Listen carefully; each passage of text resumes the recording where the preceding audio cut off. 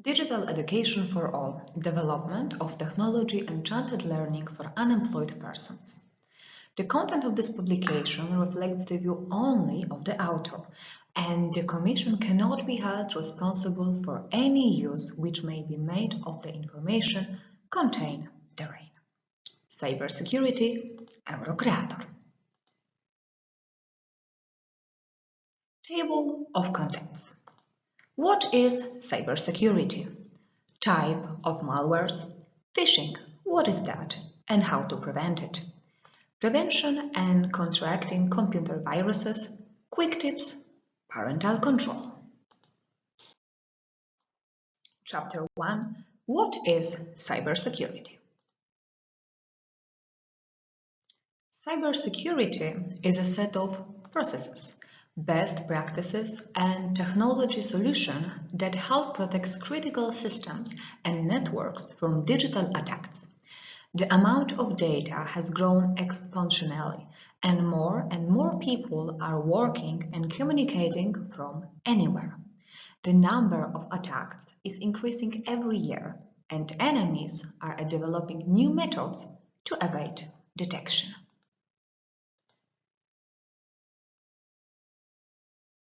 Cybersecurity includes the following components: network security, application security, endpoint security, data protection, identity management, cloud security, mobile security, and file security. Chapter 2. Types of malwares. Type of malware. Malware, short for malicious software, refers to any intrusive software developed by cybercriminals, often called hackers, to steal data and damage or destroy computers and computer systems. Examples of common malware include viruses, worms, Trojan viruses, spyware, adware, and random server. Type of malware. Adware. Adware is a type of freeware license that includes the function of displaying advertisement. The publisher earns money by displaying advertisement, usually banners. Most commonly, the program is used in an application that connects to the internet. Worms. Considered to be similar to computer viruses in many respects. The main difference is that a virus needs a file as a host, whereas a worm is self-contained in this respect. Worms spread through networks that are connected to a single affected piece of hardware. This is because it exploits vulnerabilities in operating programmers and often relies on the naivety of the user. The worm destroys files, sends spam, or acts as a Trojan horse. Worms can change its functionality at will because it downloads additional models from the network. It creates bonnets so that it can control further activity. Wabbits. It works by performing a specific operation. One method of the virus is to duplicate a file until the computer's memory runs out. Stealware. Criminals have responded to this by developing sophisticated methods to access resources and steal data, sabotage businesses' operations, or extort money. An effective cybersecurity program includes people, processes, and technology solutions that together reduce the risk of business interruption, defraud, and online payment, theft of personal data, and others. Trojan horse. A Trojan horse, also known as Trojan, is a software that impersonates applications of interest or need to the user. At the same time, the Trojan installs undesirable elements, including spyware, though which undesirable people can control the system. Trojan horses carry numerous dangers, among others. Control by a system backdoor. spying on user data, interference with antivirus software, changing the start page of the web browser, displaying advertisement, deleting of files, disabling the monitor. A backdoor. A backdoor is a vulnerability in a system, created specifically so that it can later be exploited. The vulnerability may also have been specifically created by the developer of the software. Achieves personal data, payment cards, password, email address. Browser hijacker. Browser hijacked browser helper object, also known as browser hijacker. The virus is defined by the modification of browser setting without the user's consent. This could be a change to the homepage, page error, or search engine page. Very often, these programmers take over personal data during installation. The user is asked for permission to upload the program, which is generally overlooked. The exploit. The exploit takes advantage of flaws in the software. Thus, it takes control of the process and corrupts machine codes. Keylogger. Keylogger is also known as keylogger. It can be a type of malware that is used to take passwords and data. Sometimes it is desirable software installed by the employer to track employee activity. Virus in unwanted activity captures screenshots, retrieves information about active windows and programs, saves the contents of the clipboard, saves sounds from the microphone, hides in the task manager, encrypts the connection to the server. Ransomware. Ransomware is one of the most dangerous programmers for the ordinary user. They're able to replace the page you are viewing, usually banking sites, and display warning messages that the site is blocked and extort money in exchange for access.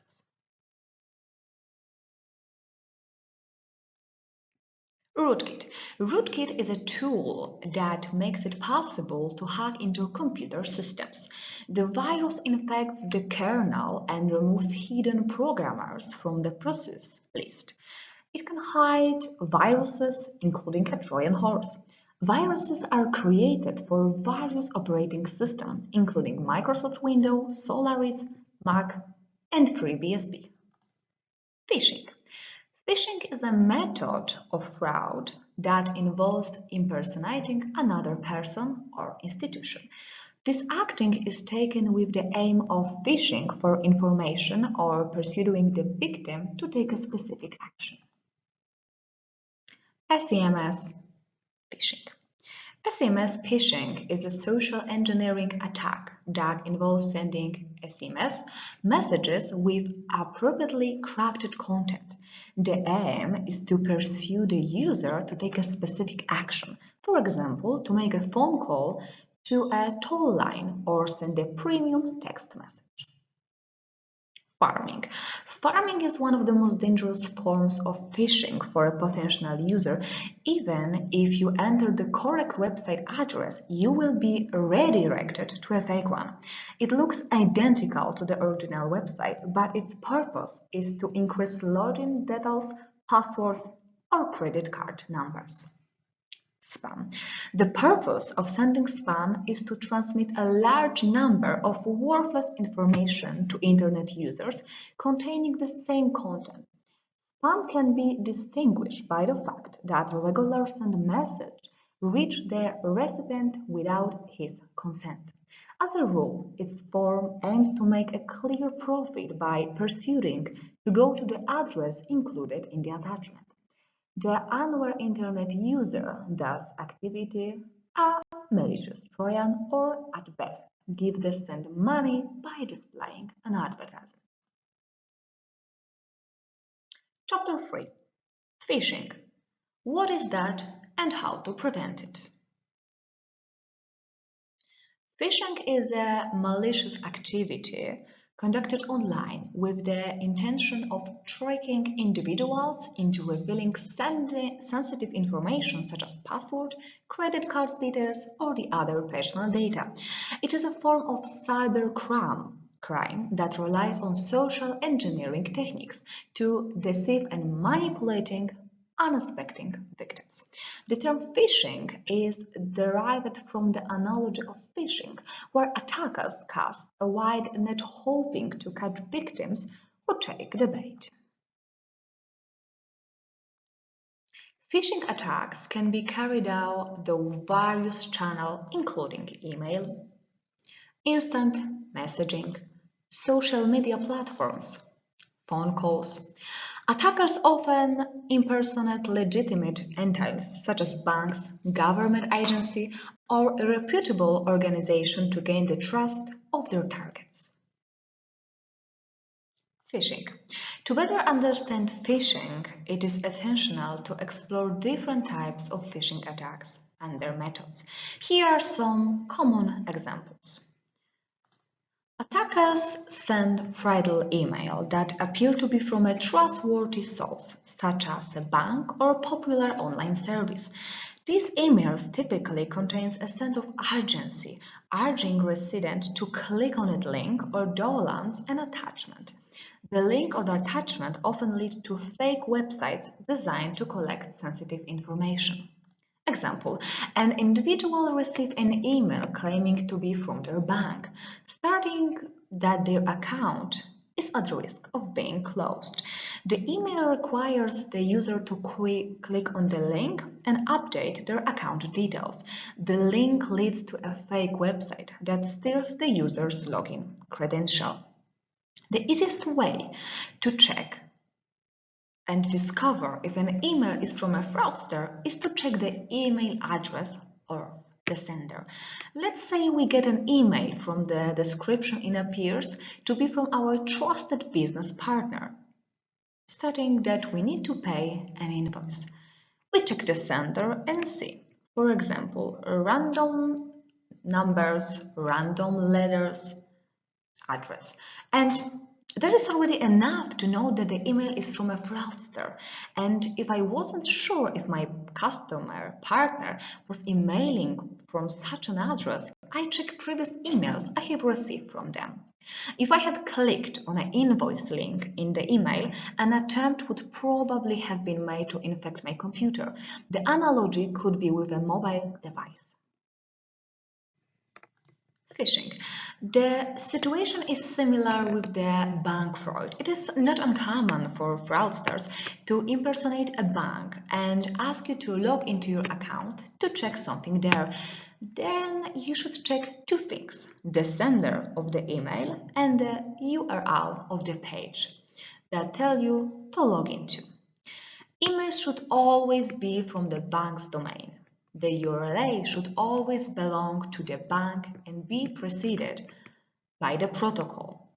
If the URL is loginbank.ru or whatever, then you should take no action and possibly report it to the police and the relevant bank so they can warn other customers. Have you ever received an email from someone informing you that some uncle, cousin, father of theirs has died and you need to transfer money to your account? Most often such emails come in English, but there's many cases thrown into the translator.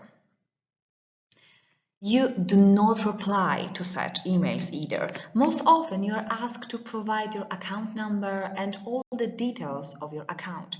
More data the fraudster or hackers have about your account, the easier it will be for them to access the funds in the account. It is very common for hackers to send out viruses that delete all data from your computer. Example, by sending out a downloadable invoice file.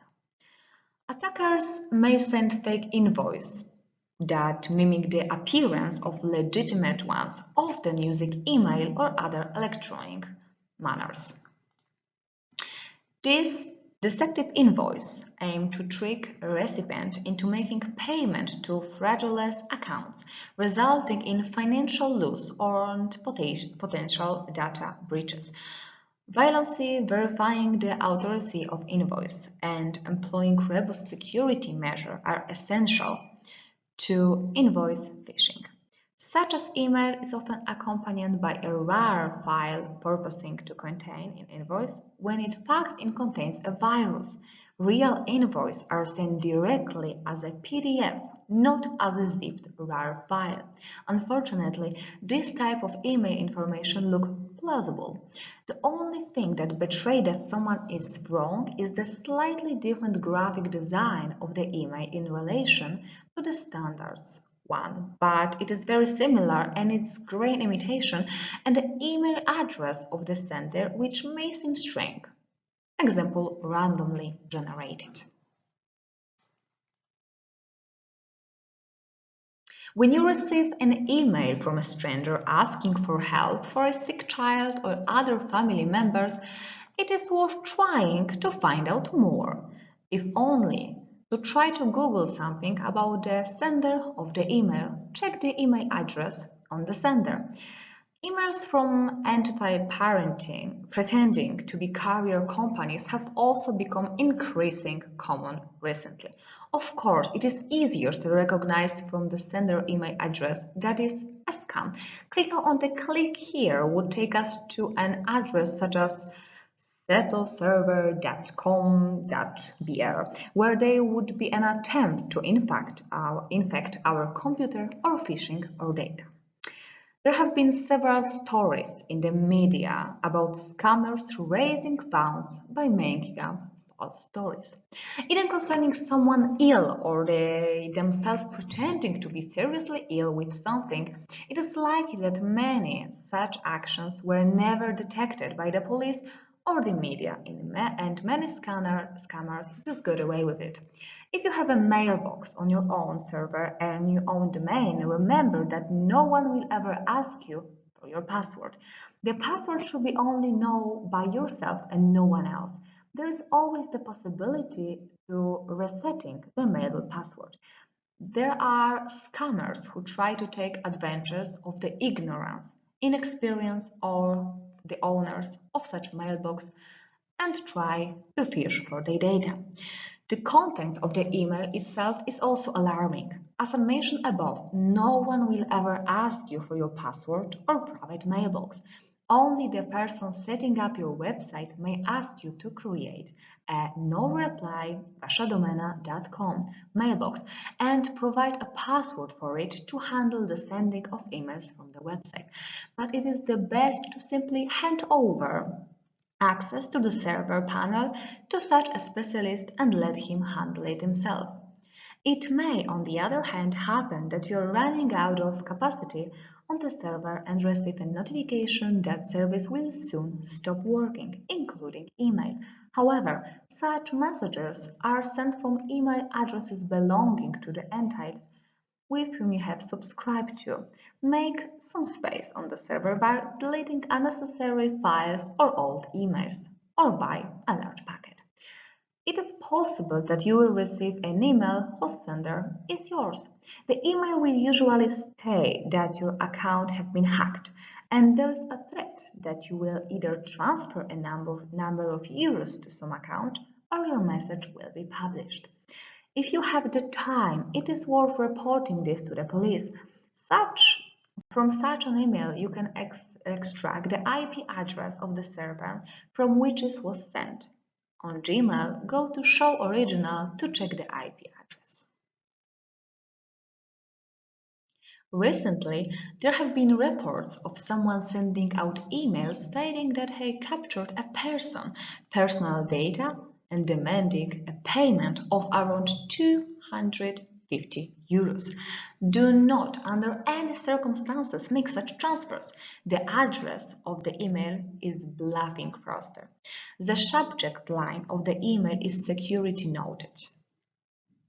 In the message, the hacker wrote, for example, that he hacked my router, gained access to my computer, has compromising data on me, and so on. I am giving 50 hours to deposit. If you have time and indication, that can be cause to reporting to the police. Maybe by some chance the police could do something about it. It is also worth protecting yourself against the damaging use of personal data. There have already been many situations in which a fraudster had managed to take out a loan or credit using someone else's personal details. Months or years later, they find out that they have a loan to repay they never took out. If your mailbox password has leaked, it doesn't mean someone has an access to your entire computer.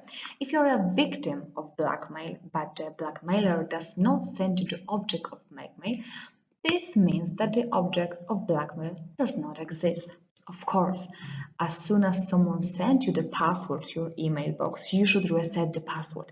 The password should be suitable, difficult, inaccessible, considering of random character.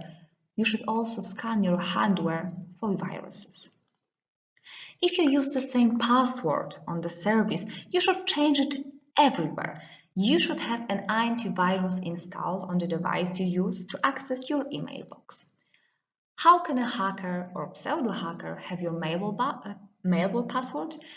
It could be a former employee of some large company. Your password could have also been stolen, leaked, along with thousands, millions of other passwords stored in a database on some large companies, for example, Adobe, Facebook, Google, Onet, Interia. Other common scams are lottery remaining. Example, you are informed that you have won €1,000,000 because some charity organization does a draw every now and then. Or you have won an iPhone. All you have to do is send your full address details or send a text message with some contents to some number. Another scam. Sign Google Foundation, INC. You got a message that you have won in a draw to receive a grant and there is a downloadable PDF attached. This PDF contains viruses or contains links to viruses. The sender of the message is obviously not Google. Chapter 4. Preventing and counter-reacting computer viruses. Preventing and counter-reacting computer viruses is crucial for maintaining the security and integrity of computer systems and data. Here are some key strategies and best practices to prevent and mitigate the impact of computer viruses. In order to effectively defend ourselves against the virus, we should use antivirus software. Those purpose is to recognize and eliminate viruses. Adware and spying removal programs, which may not have been detected by antivirus software or which you have might unknowingly agree to install. Ad blocking add-ons, such as AdBlock or AdBlock Plus.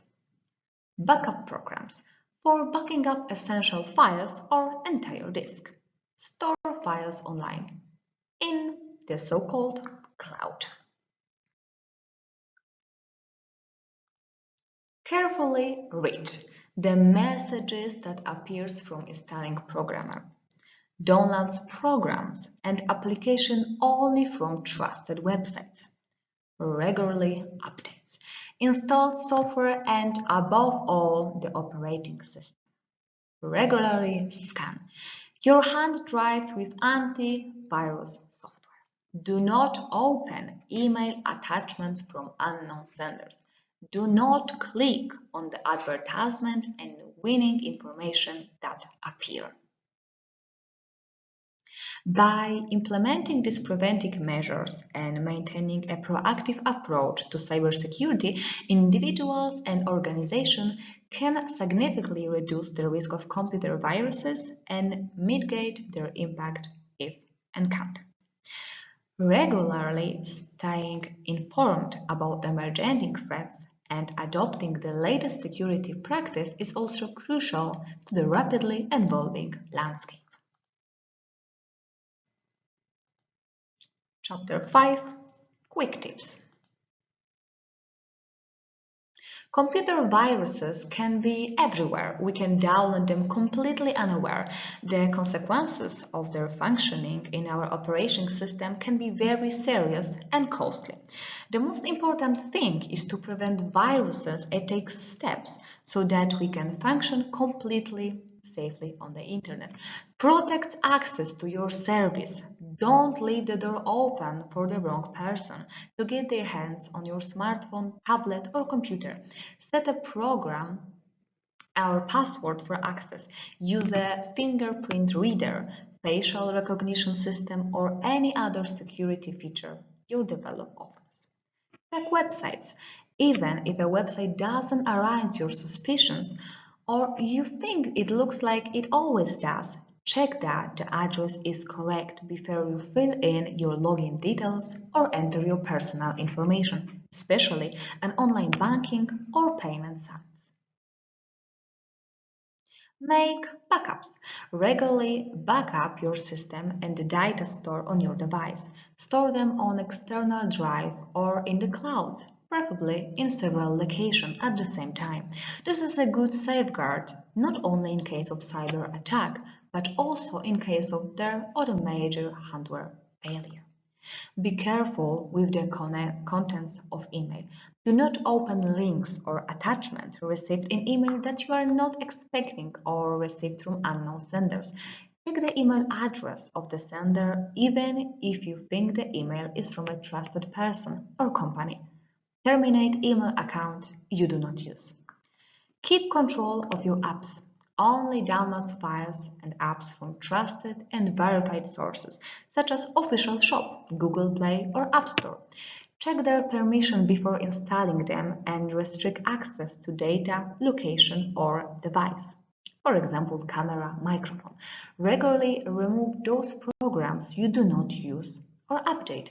This will not only increase your security but also improve hardware performance. Monitor your children's online behavior. Control the website visited by your children and block their access to harmful content. Monitor online activity, friendship made, app downloaded, and time spent online. Creating an individual account or profile for your children on the device with limited permission and using parental control software will help you do this. Protects your login data. Safely store their login data, login, and password for your online accounts. Under no circumstances save them, for example, in a file text on your desktop or card lying within reach of your webcam. And they're possible, especially for the most important account, bank accounts. Use two-step verification requiring an email or SMS code to log in successfully. Use strong passwords. Do not use the same password for multiple online accounts. Establish a strong password for each one containing upper and lower case letters, numbers, and special characters, and change them regularly. Luckily, you don't have to remember them all. Tools like Password Manager can help you generate them, store them securely, and sync them across all your devices. Secure your internet browse. Configure your internet browse accordingly, taking particular care with security and privacy settings. Keep an eye for automatically installed unwanted odd ones, plugins and extensions that only install the necessary ones from a various verified series. Keep your browser constantly up. Control access to the webcam. Cover your webcam when you are not using it. You don't have to use a hub. You can use convenient overlays available for a few of a dozen zlotys. Check the restrict access to the webcam for programmers and application you install and use it on your device. Use hotspot with care. Minimize the use of unsecure or free public Wi-Fi networks, for example in hotels or cafes. Use them only for browsing. Do not log in online services or transfer data at the time unless you are connected using a VPN. Disconnect your service as soon as you finish using it. Don't use auto-detect and connect to the network when you are traveling or in a public space. Don't put off updates. immediately perform updates to your system, the programmers and application installed on your devices, as well as your web browser and plugin. In this way, you will eliminate any vulnerability that are detected. Secure HTTPS. Try to only access the sites that are properly secured against external attacks. If a site does not have the HTTPS protocol written in a forefront or its address, you can use the HTTPS Everywhere plugin, which enforces this type of connection. This is especially true for those sites where you plan to enter your details. Be especially careful when accessing links. A very common way of attacking privacy and extracting data is through emails sent to mailboxes containing strange attachments or asking you to click on some links. This is known as phishing. There is no single or moreover 100% sure way to defend yourself. The best thing to do is simply be aware and never open them. It is much safer to go to the site you are interested in yourself. Limit the use of USB media. Do not use external media, pen drives belonging to other people, and do not lend out your own. Do not check the contents and do not use a USB device you accidentally find. Two-step verification. Where verification is required, such as an online payment, it is necessary to make it two-step. That is, in addition to logging in the site in question, set yourself up with, for example, a code received in an SMS message. A potential thief is then very likely to be able to make a purchase without your will. Just be vigilant. Be aware that online attacks can happen to any internet user, including you. Be sensible and caution in your daily use of the internet. Do not disclose your private data online. Do not be tempted by special offers or prizes. Do not accept invitation from strangers on social network. Chapter 6. Parental Control. Mobile devices, for example, smartphones or laptops, are used by children to interact with parents and peers, but also for learning and entertainment. Parents who are aware of the potential risk are increasingly opting for security features that provide additional protection for the device their children use. One example is the increasingly common parental control built into various antivirus applications. The parental protection function is nothing more than an application that makes it easier for parents to efficiently take care of their children's computer and smartphone activities.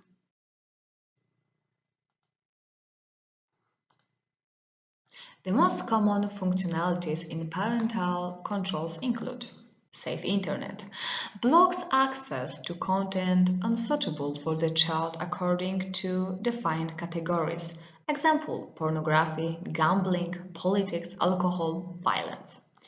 Device using time control. With this option, the parents can remotely switch off the device at selected time. Example, when studying. Moreover, such a feature also makes it easier to configure a daily hour limit for laptop smartphone use. Web Activity Viewer. Make it easy to see what your child is searching for in terms of search terms and videos.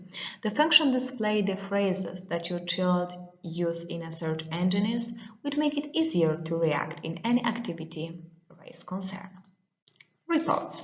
This option creates personalized reports on your child's online and computer activities. Parental administration control. Though the console, parents gain access to a dedicated platform on a smartphone or computer from which they manage their child's safety and online activity. Parental locking is a form of digital support in the care of child. A child can end up on an inappropriate website in any situation, such as browsing the internet on their phone during a break at school. Importantly, parental supervision is not just about protecting your child online. It is also about being able to verify it on the ongoing basis where and with whom they are, or even who is calling or texting them. And what exactly is parental control? Parental control are often based on downloading the relevant app on your phone. You install twin programs on two smartphones, yours and your mentee's, using the downloaded app. The phones and paired and you gain remote access to the desired information. Depending on the software, you receive notification when your child downloads a new app, check how much time he or she spends in front of the screen and which program he or her is just using.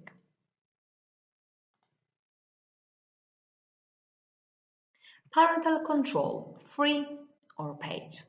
Regardless of type of devices and operating system, you are sure to find a range of personal and parental lock applications on the web. The paid version are usually an extension of the most feature-poor free apps from the respective manufacturers. This is, for example, Kaspersky Safe Kids, a program that in free model all allows you to block websites, control instant application, and search on the YouTube platform as well as the time spent by child in the front of the smartphone screen. In the premium version, on the other hand, the program has been expanded to include options for checking text messages and calls, receiving information about the low battery status of the child phone, and verifying the activity on social media. Is there really an effective parental control therefore for free? Absolutely. Without much hassle, you can find apps that do not require you to purchase additional access to unlock the more advertising options. This is, for example, Google Family Link. This app allows you to block inappropriate websites and new software downloads. Must be authorized by a guardian and to define a limit on the time or use of the device and specific programs. Windows parental controls. Microsoft Family Safety. The built-in feature in Windows allowed parents to set screen time limits, restrict access to certain apps and websites, and monitor their child's online activity. It also provides activity reports and allows parents to manage app and game purchases. Content filtering. Windows allows parents to set content filters to block or allow specific websites and types of content based on the age approximates. User account control. Create separate user account for children with limited privilege. This prevents them from making system changes or installing unauthorized software. Windows Store restriction. Parents can control access to apps, games, and media in the Microsoft Store based on age rating. Mobile parental controls. iOS screen time. Apple's screen time features lets parents manage and monitor their child's device usage, set screen time limits, restrict app use, and filter web content. Android digital well-being. Android device has a digital well-being feature that provides similar functionality as iOS screen time, allowing parents to manage screen time, set up limits, and enable content filtering. Google Family Link. This app enables parents to set up and manage their child's Google account, including screen times, app restriction, content filters, and location tracking. Third-party apps. Numerous third-party parental control apps are available for both iOS and Android devices, offering additional features such as call and text message monitoring, location tracking, and app-specific control. To set up a parental controls on Android, follow these general steps. Android devices offer various options for parental control to help parents manage and monitor their children's online activities. Here are some features and methods available for parental control and on Android. Install the Google Family Link app on your device and follow the prompts to set up your child's Google account and link it to your parental account. Configure the desired settings such as screen time limits, app restriction, and content filtering through the Family Link app. Enable content filtering on web browsers, search engines, and other relevant apps to ensure a safe online experience. Explore additional features and options available in third-party parental control apps if desirable. YouTube. How do I enable parental control? YouTube is a platform of choice. If you give them access to music or cartoons and the channels of their favorite vloggers and streamers. However, they can just as easily access content that is inappropriate for them. Vulgar videos on song, adult animation, live videos, or pato streamers or vloggers encouraging dangerous activity. How can you protect your child on YouTube from the aforementioned contents unsuitable for children? With the help of a special version of the app that allows you to restrict access to details of video or the setting on the website. How do parental control on YouTube work? Parental controls on YouTube primarily allow you to block videos on the parent website that potentially contain adult content. They are determined by Google's algorithm. There's more, the company also provides a special version of the app for the youngers, YouTube Kids, giving access only to content suitable for children. How do I activate the parental lock on YouTube? To activate the parental lock on mobile YouTube, all you need to do is download the YouTube Kids app on the browser version. On the other hand, all you need to do is log into your account, click your icon on the top right corner of the screen and select Restricted Access Mode. The electronic version of parental supervision is therefore undoubtedly a very helpful tool for controlling children online. However, always bear in mind that it should only be an adjunct to the supervising of your want, and that talking to your child about online safety and the possible danger of unrealistic access to online content should be first step to protect them. Remember to regularly communicate with your child about online safety, responsible internet use, and the importance of following the rules and restrictions set in place. Parental control features should be used in conjunction with open discussion to educate children about online risk as responsible digital behavior. The end. Thank you very much.